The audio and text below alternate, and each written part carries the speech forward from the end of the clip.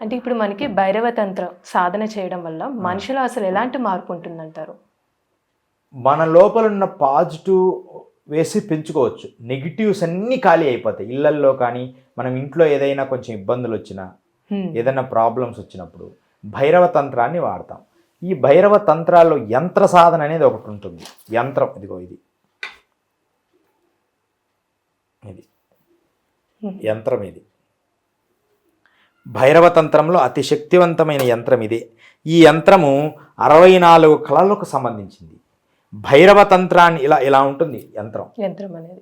ఇది చాలా పవర్ఫుల్ యంత్రం. ఇది చూడు ఎంత అద్భుతంగా ఉంటుంది. ఇది స్వయంగా మలిచాం. ఇట్లా మామూలుగా చూడండి వెనక్కి కూడా పడతాయి. మామూలుగా అయితే మనకి నడిపించే యంత్రాల్లో ఇవి ఇక్కడ వెనక ఉండవు, ప్లెయిన్ ఉంటుంది. ఇది స్వయంగా చేయితో మలిచాం ఇవన్నీ కూడా. ఇది ఇలా ఉంటుంది భైరవ తంత్రములో ఒక శక్తి. దీన్ని పెట్టుకొని సాధన చేసినప్పుడు మన గాలిలో కూడా అలాంటి ఎనర్జీస్ వస్తాయి. ఇప్పుడు మనం ఇలా పెట్టి అలా అంటాం అంటే మొత్తం ఇదంతా అది వ్యాపిస్తుంది. తర్వాత ఇలా పెట్టి మృగముద్ర, ఓం వ్యాప్తక మృగముద్ర వ్యాప్తక అంటాం. ఇట్లా మంత్రం పెడతాం, ఓం అలా ప్రయోగిస్తాం. అలా ప్రయోగించినప్పుడు ఆ ముద్ర వాడి మీదికి పోతుంది అన్నమాట. వాడిని సంకల్పించి వాడి మీదకి ముద్ర ప్రయోగం చేస్తాం. వాడికి మేలు జరగాలనుకుంటే మేలు, వాడి చెడ్డోడైతే చెడు, వాడి మంచోడైతే మంచి. మనం దేనికి ఎలా ప్రయోగిస్తున్నాం? శూలనం, ఖండనం, మూగం, పద్మం. వాడికి మంచి దైవశక్తి రావాలనుకో పద్మ ప్రయోగం చేస్తాం. అంటే అంటే పూర్ణ అణువణువు పరమాణువు స్వరూపమైన పూర్తి డెడికేటెడ్గా, అంటే నేను ఒక ప్రయోగం చేస్తున్నా అది నీ హృదయంలోకి వెళ్ళిపోవాలి అని ప్రయోగం చేయడం. అంత సాధన చేసి ఉండాలి. లేకపోతే సాధన ఇవి అర్థం కావు. మీరు ఇది అర్థం కావాలంటే అంటే మూవీస్ చెప్తున్నానని కాదు, డాక్టర్ స్ట్రేంజర్ అని ఒక మూవీ ఉంది. అంటే దాంట్లో సినిమా కోసం వాడు కొంచెం చేసుకున్నారు, కానీ దాన్ని మీరు చూస్తే అర్థమవుతుంది నిజంగా జరిగిందే వాళ్ళు తీశారు. కానీ కొంత అవసరం ఉంటుంది కదా, మీరు దాన్ని చూస్తే నేను చెప్పినవి అర్థమవుతాయి. ఇట్స్ అ రియల్ అన్నమాట. డాక్టర్ స్ట్రేంజర్ అని. అంటే మనం విశ్వంలో అందుకనే చూడు ఇట్లా తిప్పుతూ ఉంటారు. అంటే నువ్వు ఒక ఆకారాన్ని తిప్పుతారు, ఆకారాన్ని శక్తిగా మలుస్తారు. అలాగే మనం ప్రతి మనిషి తన సంకల్పముతో సాధించలేనిది ఏదీ లేదు. పరమణువును విచ్ఛిన్నం చేసి సాధన చేయొచ్చు. అందుకని ఖచ్చితంగా భైరవ తంత్రాన్ని ప్రతి మనుషులు కూడా సాధన చేసి అనుకూలంగా ఉంటుంది. వారిలో ఇంతసేపు చెప్పాను కాబట్టి ఇప్పుడు మీరు ఎవరైనా భైరవ తంత్ర ప్రయోగం నేర్చుకోవాలనుకుంటే ఇప్పుడు మీకు చెప్పబోతున్నాను. ఇంట్లో సహజంగా ప్రతి వారు చేయొచ్చు భైరవ తంత్రాన్ని. అంటే నియమాలు అంటే ఏంటండి? ముఖ్య నియమాలు ఏముంది? మాంసభక్షణ చేయకూడదు. అంటే సాధన చేసేటంత 45 రోజులు ప్రతిరోజు భైరవుడి ఎదురుగా. ఎందుకంటే బాగా ఒకడు శత్రువు వేధిస్తుంటే, బాగా శత్రువులు పెరిగిపోయి ఉంటే కాలభైరవుడు శివాలయంలో ఉంటుంది. భైరవుడు ఎదురుగా వెళ్ళి రోజు నిమ్మకాయ కట్ చేసి రాహుకాల సమయంలో చేయాలి. రాహుకాల సమయంలోనే చేయాలి. రోజు రాహుకాలం అని ఒకటి ఉంటుంది. ఆ టైంలోనే నిమ్మకాయలో ఇట్లా తీసి ఆ డొప్పలు తిప్పి దాంట్లో దీపం పెట్టాలి కాలభైరవుడి దగ్గర.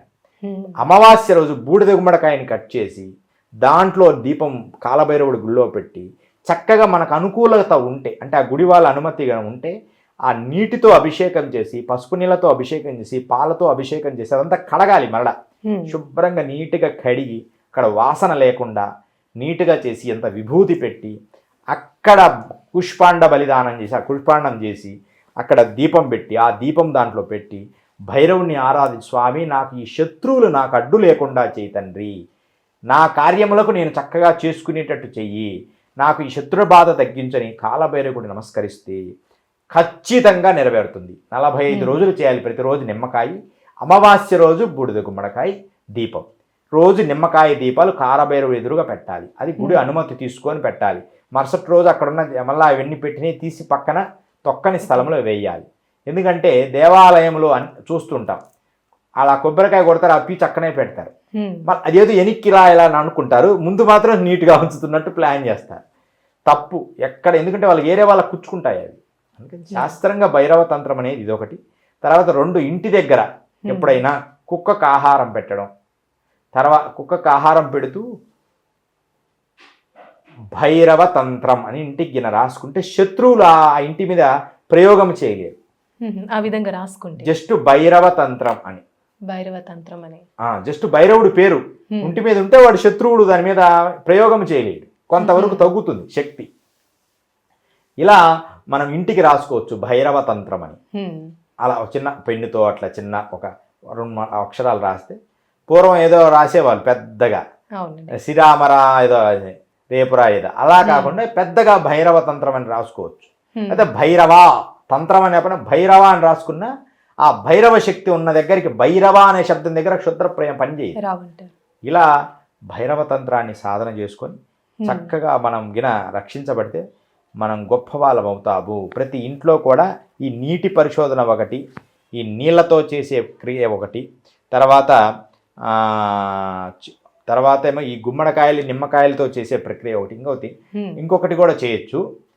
అదేదో మిరియాలు కూడా చెప్పారు, తంత్రంలో చెప్పారు. ఆ మిరియాలు లవంగాలు అనేవి కూడా భైరవుడి దగ్గర పెట్టి చేయాలనేది ఉంది శాస్త్రంలో. అలాగని అది పెట్టుకుంటే కోట్లు వస్తాయి అంత అబద్ధం. అవన్నీ మళ్ళీ కొంతమంది మూఢనమ్మకాలు చెప్తుంటారు. శాస్త్రంలో పెట్టచ్చు అని ఒక శాస్త్రంలో రాస్తున్నారు. ఏదేమైనా కూడా మనము కూష్పాండం అనేది నిజం, అది పెట్టేసి దీపం పెట్టుకుంటే చాలు.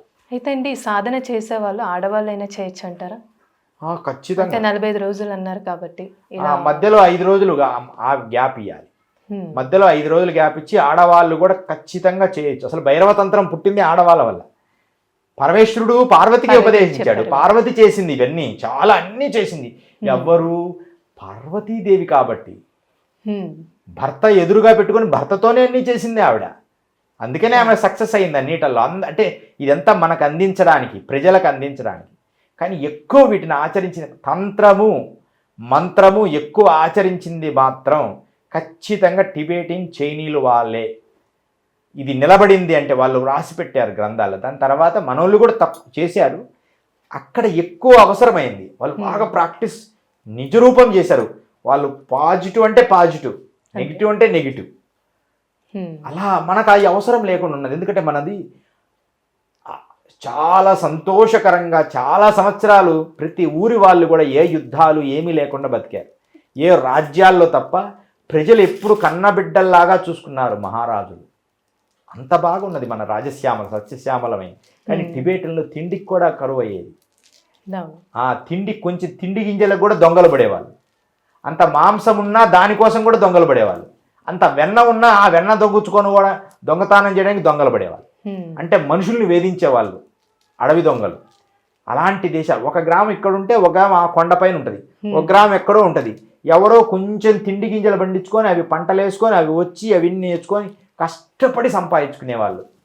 కానీ మనకు అలాంటిది లేదు. యుగ యుగాల్లో మన భారతం ఎన్ని యుద్ధాలు జరిగినా సస్యశ్యామలంగా పంటలు పండేవి, చక్కగా భోజనం దొరికేది, అన్ని వసతులు ఉండేవి.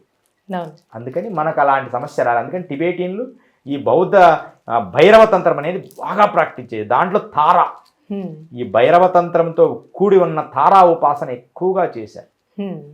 ఇది భైరవతంత్ర రహస్యాలమ్మ.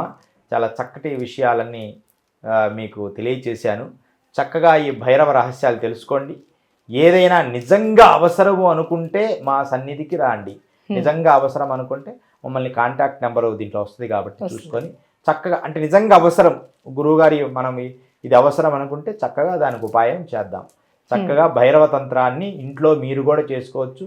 శివాలయంలో శివుడి దగ్గరికి నమస్కారం చేసుకొని, శివుడికి ఒక నమస్కారం చేసుకొని భైరవుడిని ఆరాధిస్తే ఇంకా ఎక్కువ ఫలితం ఉంటుంది. చాలా చక్కగా తెలియసా గురుగారు. ఎందుకంటే మాకు తెలియని విషయాలు భైరవ తంత్రం గురించి, అందులో ఉన్న రహస్యాలు ముందుగా మాకు చెప్పేవాళ్ళు దొరకడం కూడా మాకు అదృష్టం. ఇలాంటి వాళ్ళు దీంట్లో ఉంటే సేఫ్టీగా ఉంటుంది. ఇలాంటి విషయాలు అందరికీ తెలుస్తుందని తెలియజేశామ్మ. జయ గురుదత్త. సర్వమంగళాని భవంతు. శ్రీ గురు దత్తాత్రేయాయ నమః. జయ గురుదత్త.